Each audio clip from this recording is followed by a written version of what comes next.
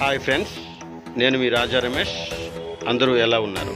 నా ఛానల్ మీకు నచ్చినట్టయితే లైక్ చేయండి, షేర్ చేయండి, సబ్స్క్రైబ్ చేయండి.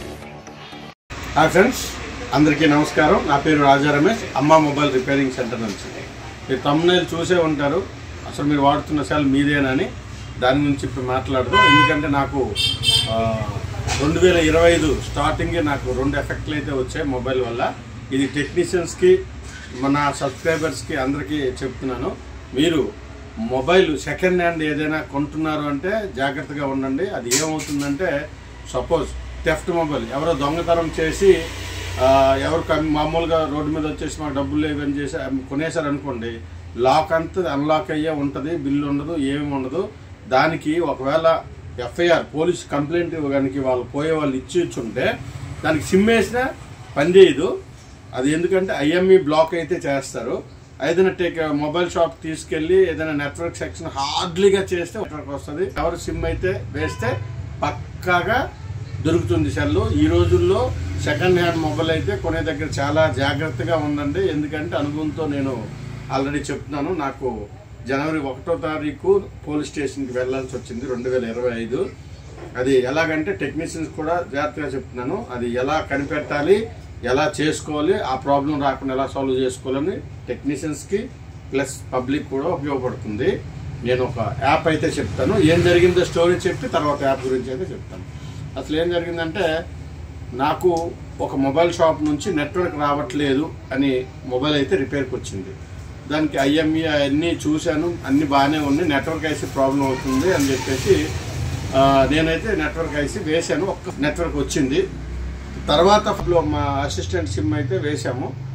డిసెంబర్ 5వ తేదీన వేసాము. మళ్ళీ 2 రోజుల తర్వాత మళ్ళీ ఇంకొక నెట్వర్క్ సెక్షన్ వేరే చేసి మళ్ళీ వచ్చింది ఒక 5 మినిట్స్. ఎందుకు రావట్లేదా అని మేమైతే ఐసీలు ఏమైనా బాగాలేవా అని చెప్పేసి వేరే షాప్ నుంచి తీసుకొస్తే ఆయనకి చెప్పాను, తీసుకెళ్ళి ఉంచు, నేను ఐసీలు వచ్చాక నీకు కాల్ చేస్తాను, మళ్ళీ పంపించంటే ఆయన అన్ఫార్చునేట్లీ జాగ్రత్తగా ఉంచున్నాడు. మాకు డిసెంబర్ 27వ తేదీ 28 సంథింగ్ ఆ టైంలో మాకు ఫోన్ వచ్చింది సైబర్ క్రైమ్ నుంచి, వైజాగ్ ఆర్పిఎఫ్ నుంచి, అక్కడ నుంచి వచ్చింది. మీరు డిసెంబర్ 5వ తేదీన ఒక మొబైల్, ఇది ఐఎంఈ నెంబర్, మీరు డిసెంబర్ 5, డిసెంబర్ 7 మొబైల్ అయితే మీరు సిమ్ వేసారు, అది థెఫ్ట్ మొబైల్, అది ఎవరు మీరు రండి అని అన్నారు. సార్ మా మొబైల్ షాప్ అంటే అదంతా మాకు తెలియదు, మీరైతే రండి, సిమ్ బాధ్యత మీదే, మీరు వేసారు కాబట్టి మీ అడ్రస్ అంతా మా దగ్గర ఉంది అని పోలీసులు అయితే వాళ్ళ డ్యూటీ అయితే వాళ్ళు చేశారు. కానీ ఆ మొబైల్ ఎవరికి ఇచ్చావో ఏమో మొత్తం లిస్ట్ అంతా తీసేసరికి మేము అన్ఫార్చునేట్లీ రాసుకుంటాం. అన్లాక్ వచ్చేటప్పుడు ఆధార్ కార్డు కానీ వాళ్ళ మొత్తం బయోడాటా అయితే ఉంచుతాము. అన్లాక్ అయితే ఇప్పుడు అంతగా చేయట్లేదు, దాని గురించి కూడా చెప్తాను. ఈ లోపల డిసెంబర్ 5న వేసారు ఏ మొబైల్ అనేసరికి ఏ మొబైల్ షాప్ అతను అయితే నాకు తీసుకొచ్చి ఇచ్చాడో ఆ మొబైల్ అనేది మోడల్ అయితే A9 2020 ఏదో అనుకుంటా, ఓల్డ్ మోడల్. అది ఎప్పుడు పోయిందో కూడా తెలీదు. కానీ ఐఎంఈలో ఐఎంఈ నెంబర్ ద్వారా బ్లాక్ చేసిన ఐఎంఈ కాబట్టి సిమ్ వేయగానే సిమ్ అడ్రస్ అయితే వెళ్ళిన తర్వాత మళ్ళీ ఎవరు ఇచ్చారంటే ఆ అబ్బాయిని షాప్ అతనికి ఫోన్ చేసి రప్పించాము. ఆ పోలీసులు మాకు ఇచ్చిన ఐఎంఈ అందులో ఉన్న ఐఎంఈ మ్యాచ్ అయింది. మేమైతే బ్రతిమలాడి చేసి మాకైతే తెలియదు సార్, అది కస్టమర్ అయితే ఇచ్చాడంట, నాకు ఒక షాప్ నుంచి వచ్చింది, అక్కడ నుంచి ఇంకొక షాపు ఒక చైన్ సిస్టంలో వచ్చింది. కస్టమర్కి అయితే మనం ట్రేస్ చేయలేకపోతున్నాం. అతను తెలిసి వచ్చాక ఇప్పించే బాధ్యత మాది అని చెప్పి, అతను అడ్రస్ చెప్పే బాధ్యత మాది అని చెప్పి మేమైతే పోస్టల్ ద్వారా ఐఎంఈ నెంబర్ ఏదైతే మ్యాచ్ అయిన మొబైల్ వచ్చి పార్సల్ అయితే చేసేసాం స్టేషన్కి. అలాంటివి 2 ఇష్యూస్ జరిగాయి. ఇంకొకటి, చాలామంది మనకి లాక్ అని తీసుకొస్తారు. లాక్ అని తీసుకొచ్చినా అందులో ఫైనాన్స్ లాక్ ఉంటుంది. ఫైనాన్స్ లాక్ అనేది అంటే ఒకవేళ మన మొబైల్ షాప్ అయినా సరే కరెక్ట్గా మనమే డైరెక్ట్గా దొంగతనం చేసినట్టు ఆ ఫైనాన్స్ అన్లాక్ అనేది చేస్తే, ఎందుకంటే ఫైనాన్స్ దాదాపు 10-20 వేలు కాదు, ఒక్కొక్కరు 70-80 వేలు ఫోన్ ఫైనాన్స్లో తీసుకుంటారు. ఫైనాన్స్ అయిపోయింది, వాళ్ళు ఒక నెల కడతారు ఈఎంఐ, ఆ తర్వాత బంద్ అయిపోతే మన మొబైల్ షాపులో వాళ్ళు ఎవరైనా దాన్ని ఫైనాన్స్ అన్లాక్ అవుతే ఢిల్లీ లెవెల్లో ఆన్లైన్లో అవుతే డైరెక్ట్ కాకపోయినా సరే ఫైనాన్స్ అన్లాక్ మనం చేస్తే ఆ 70-80 వేలకు దొంగతనం చేస్తుంటే మనది అవుతుంది. కాబట్టి ఫ్రెండ్స్, మొబైల్ టెక్నీషియన్ చెప్తున్నాను, ఎవరైతే ఫైనాన్స్ అన్లాక్ అయితే చేయకండి.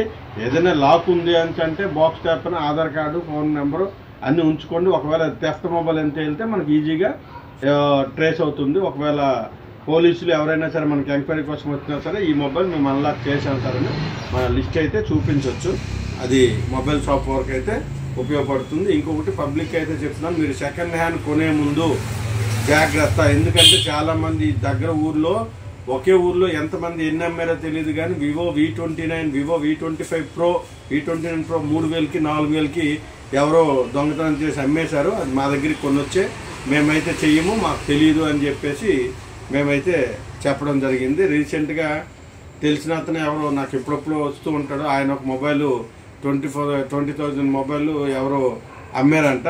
ఈ బిల్ ఇచ్చిన తర్వాత మిగతా డబ్బులు ఇద్దు అని ప్రస్తుతానికి 6,000 రూపాయలు నాకు ఇవ్వు అంటే సెల్ ఉంచేసాడు. ఆయన గాన్ అయిపోయాడు.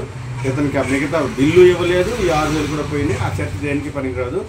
అది ఇవన్నిటికీ పరిష్కారం ఒకటి చెప్తాను. దాంట్లో ఇది థెఫ్ట్ మొబైలా, IME బ్లాక్ చేసి ఉందా అనేది చెక్ చేసుకుని దాని వర్క్ అయితే చెయ్యండి. అదైతే మీకు ఇక్కడ ఆ యాప్ ఏంటనేది ఇక్కడైతే ఇస్తాను. అందులో మీరు ఆ 15 డిజిట్ల IMEI నంబర్ ఏదైతే ఉందో ప్రతి ఒక్క మొబైల్ అంటే దానికి IMEI నంబర్ అనే ఉంటుంది. దాన్ని *#06# అని టైప్ చేస్తే IME ఒకప్పుడు సింగిల్ సిమ్ ఉన్నప్పుడు 15 నెంబర్లు, ఇప్పుడు డ్యూయల్ సిమ్ కాబట్టి 30 నెంబర్లు వస్తాయి. అందులో ఒక IMEI అనేది అందులో టైప్ చేసి సెర్చ్లో కొడితే అది IMEI అంటే బ్లాక్ చేసి ఉంటే ఇది వాడకూడదు, ఇంపార్టెంట్ దానికి ఎర్రర్ మెసేజ్ అయితే వస్తుందో ఆ ఎర్రర్ మెసేజ్ అయితే మీకు చూపిస్తాను. ఆ తర్వాత ఏమీ రాలేదు, రెడ్ కలర్లో ఏమి రాలేదు అంటే క్లీన్, ఆ మోడల్ నెంబర్ చూపిస్తుంది, IME నెంబర్ చూపిస్తుంది, అది క్లీన్. దానికి ఎలాంటి పనైనా మనమైతే చేసుకోవచ్చు ఫ్రెండ్. ఓకేనా? ఇంకేం గుర్తు రాలేదు అంటే శాంసంగ్ మొబైల్స్ ఇప్పుడు వచ్చే మొబైల్స్ అండి, ఇప్పుడనే కాదు ముందువనే కాదు, మార్ష్మెలో ఆండ్రాయిడ్ వెర్షన్ 6.0 ముందువే మనం ఏవైనా లాక్ వేసున్నా ప్యాటర్న్ వేసున్నా రీడ్ చేసేవాళ్ళం డాటా పోకుండా. కానీ ఇప్పుడు అవకాశం లేదు. దయచేసి శాంసంగ్ గురించి ఒక వీడియో అయితే పెట్టాను, చాలా వీడియోలు పెట్టాను కానీ ఒక ఓల్డ్ వీడియో అది పట్టుకుని నాకు 112 అవ్వట్లేదు, 3 డాట్స్ రావట్లేదని చాలామంది అయితే చెప్తున్నారు. ఫ్రెండ్స్ మీరైతే వినండి, శాంసంగ్ కానీ రియల్మీ ఏ కంపెనీ కూడా ఇప్పుడు డాటా ఉన్న ఫోటోలు అవి లాస్ అవ్వకుండా లాక్ అయితే రావడం కుదరదు. అది 100% రైట్, లాక్ అయితే రాదు. ఇంకొకటి ఏంటంటే శాంసంగ్ మొబైల్కి మనం ఆఫ్ చేయాలన్నా సరే కొన్ని వివో మొబైల్కి లాక్ అయితే అడుగుతుంది. శాంసంగ్ మొబైల్ ఒకరోజు ఒకలా ఉండదు. ఇవన్నీ యూట్యూబ్ మెథడ్లో కొన్ని అవుతాయేమో చెప్పలేం కానీ శాంసంగ్ అయితే ఇప్పుడు ఈ పరిస్థితిలో 2025 ఇప్పుడు నేను స్టిల్ ఈ వీడియో చేసేంత వరకు అవ్వట్లేదు. దయచేసి మెసేజ్ పెట్టే ముందు కామెంట్ చేసే ముందు ఒకసారి అయితే చూసుకోండి. అది చూసాక మీకే అర్థమైపోతుంది. మీరు మాకు ఇలా 3 డాట్స్ రావట్లేదు, నాకు డాటా లాస్ అవ్వకుండా మనకి లాక్ అన్లాక్ అవ్వాలి అని మీరు అడుగుతుంటారు. ఇది చూస్తే మీకు క్లారిటీ వస్తుంది అయితే చెప్తాను. ఆ యాప్ ఏంటో మీకు చెప్పాము కదా, KYM అనే యాప్. మీరైతే స్క్రీన్ మీద ఇందాక చూపించిన దగ్గర మీరు డౌన్లోడ్ చేసుకోండి. అది హిస్టరీలో ఎలా వస్తుందంటే ఒకసారి అయితే కరెక్ట్గా చూపించు. ఇక్కడ IMEI నెంబర్ అయితే కొట్టుకోవాలి. IME నెంబర్ కొట్టాక ఇది వెరిఫై చేస్తే చూపిస్తుంది. నేను ఇంతవరకు ఏది వెరిఫై చేశాను అనేది. ఇవన్నీ క్లీన్లో ఉన్నాయి. రెడ్ కలర్లో మెసేజ్ అయితే మీకు ఏదో చూడండి, ఇది క్లిక్ చేస్తే ఇవన్నీ ఇది IME నెంబర్ అన్నీ బ్లాక్లో ఉంటాయి. స్క్రీన్ ఎలా వస్తుందో ఇవన్నీ ఈ బ్లాక్ కలర్లో వచ్చినవన్నీ మనకి క్లీన్, ఏదైనా పని చేసుకోవచ్చు. కానీ ఈ IME రెడ్ కలర్లో వచ్చింది కదా, అదైతే చేయకూడదు. ఒకసారి పాజ్ పెట్టు చూడండి ఏమొస్తుందో. IME is black listed, warning, do not use device without permission. ఇలా అయితే వస్తుంది. దీని జోలికి అయితే మీరు వెళ్ళకండి. అర్థమైందా? ఇప్పటికైతే నేను ప్రతిదానికి ఇప్పుడు నాకు వచ్చిన ప్రాబ్లమ్స్ వల్ల మొబైల్ వల్ల ప్రతి మొబైల్ వచ్చిన దానికి ముందైతే IMEI చెక్ చేసుకుని రిపేర్ అయితే చేస్తున్నాను ఫ్రెండ్. ఒరే సెల్ ఫోన్లు దొంగలాడే దొంగనా కొడకలారా, మీ అమ్మ నాన్నకి దండంరా. మొబైల్ దొంగలాడకండి రా. నేను మొన్న ఏదో ఒక వీడియో చూసాను, ట్రైన్లో వెళ్తుంటే బయట వాడుతున్న వాళ్ళు తప్పక మనం కర్రతో కొట్టేసి తీసేస్తారు. రైల్వే స్టేషన్లోనా బస్సుల్లోనా మామూలుగా పాకెట్ కొట్టేది. ఒకప్పుడు పాకెట్ కొట్టేవాళ్ళు, పాకెట్లో దొరకట్లేదు. ఇప్పుడు అంతా పేటీఎం ఫోన్పే వచ్చేసిన నుంచి. ఇప్పుడు ఏం చేస్తానంటే ఏదో మొబైల్ దొంగతానేను ఎంతకు కొంతకు అమ్మేయడం. కానీ కొనేవాళ్ళు అయితే జాగ్రత్తగా ఉండండి. ఇవాళ రేపు తక్కువకు వస్తుందని కక్కుర్తి పడ్డారంటే మొత్తానికి మీరు, నేను నాటుగా చెప్తున్నా, బొక్కలోకి అయితే వెళ్ళడానికి రెడీగా ఉంటే సెకండ్ హ్యాండ్ అయితే కొనండి, ఏవి చూసుకోకుండా. అన్నీ సెకండ్ హ్యాండ్ కొనకండి అనట్లేదు, అందులో ఎక్కువ దొంగతనం చేసినవి ఇప్పుడు వస్తున్నాయి. సపోజ్ మీకు ఎవరికైనా దొరికిందని కొంతమంది నీతివంతులు దొరికితే వెంటనే నాకు దొరికింది వాడుతున్నాను అని చెప్తే వారు ఇచ్చేసి ఉంటే కాకపోతే నాకు నెంబర్ తెలియదు, సిమ్లు తీసి జల్లేసి ఉంటాడు. కానీ ఇవాళ రేపు మొబైల్ ఎంత ఇంపార్టెంట్ అయిపోయిందంటే ఫ్రెండ్స్, ఇప్పుడు కొనుక్కునేవాడు ఉంటాడు, కొనుక్కొని మొత్తం డాటా ఇవాళ రేపు ప్రపంచం అంటే మనిషి ఒక పూట భోజనం లేకపోయినా ఆ టైం దాటిస్తే మొబైల్ ఒక గంట ఒక అరగంట లేకపోయినా సరే మొబైల్ కాదు. ఎందుకంటే నాది 4.5 సంవత్సరాలు అయింది, నేను వాడుతూనే ఉన్నాను, ఒక్కసారి కూడా రీసెట్ కొట్టలేదు. ఫుల్ అయిపోతే కొన్ని పనికిరాని డిలీట్ చేస్తాను. 4.5 సంవత్సరాలుగా డాటా అయితే స్టోరేజ్ ఉంది. ఇవాళ రేపు డాటా ఎంత ముఖ్యమంటే అంటే బీరోలో దాచుకున్న డబ్బు బంగారం కంటే ఇంపార్టెంట్గా ఉంది. దయచేసి వాళ్ళ డాటా ఉంటుంది, దొరికిన సెట్ అనుకుంటే సిమ్ములు తీసి సిమ్ములు ఏమి తీయకుండా దొరికిన వాళ్ళకి ఒక రిటర్న్ కాల్ వస్తుంది, 100% కాల్ అయితే చేస్తారు పోగొట్టుకున్న వాళ్ళు. చేసేటప్పుడు మీరు రిటర్న్ ఇచ్చేస్తే మీకు అతనికి గిఫ్ట్గా సంతోషంగా 1000-2000 అడిగితే తీసుకోండి. కానీ అదే 20,000 మొబైల్ 2,000కి అమ్ముతామని ఎవరు తీసుకోరు. మీ క్రెడిబిలిటీ కూడా పోతుంది. ఒకవేళ అమ్మే ఎవడో తీసుకుని దొరికిపోయినా నువ్వు అమ్మేవని నువ్వు అలా చైన్ లింక్ సిస్టమ్ అందరూ లోపలికి వెళ్తారు. ఇంకోటి ఏంటంటే కస్టమర్కి డాటా ఉంటుంది కాబట్టి, ఇంకొకటి మీరు ఏదో అమ్మేద్దాం చేసేద్దాం అనుకున్న కస్టమర్ డాటాతో పాటు ఇవాళ రేపు 20-30 వేల రూపాయలు నెట్ క్యాష్ ఇచ్చి ఎవరు కొనట్లేదు, ఫైనాన్స్లో కొంటున్నారు. ఆ లాక్ అయిపోయిన తర్వాత పోయిన తర్వాత నేను ఎందుకు డబ్బులు కట్టాలని అకౌంట్లో డబ్బులు వేయడం మానేస్తే మీరు వాడుతున్న రోజులు ఏదో సరదాగా వాడేస్తాము, గేములకైనా ఆడేస్తాం కదా అని మీరు అనుకున్నారు అనుకోండి, అది ఫైనాన్స్ అవ్వగానే వెంటనే లాక్ పడిపోతుంది. దానివల్ల ఫ్రెండ్ మీకు దొరికితే వీలైనంత వరకు పోలీస్ స్టేషన్కి అప్పచెప్పండి. ఈ రోజుల్లో మొబైల్ పోతే 99% అంటే 100% దొరికిపోతుంది. అంటే దాదాపు 1 ఇయర్ పట్టొచ్చు, 2 ఇయర్ పట్టొచ్చు, కానీ వేరే వాళ్ళు అయితే వాడలేరు.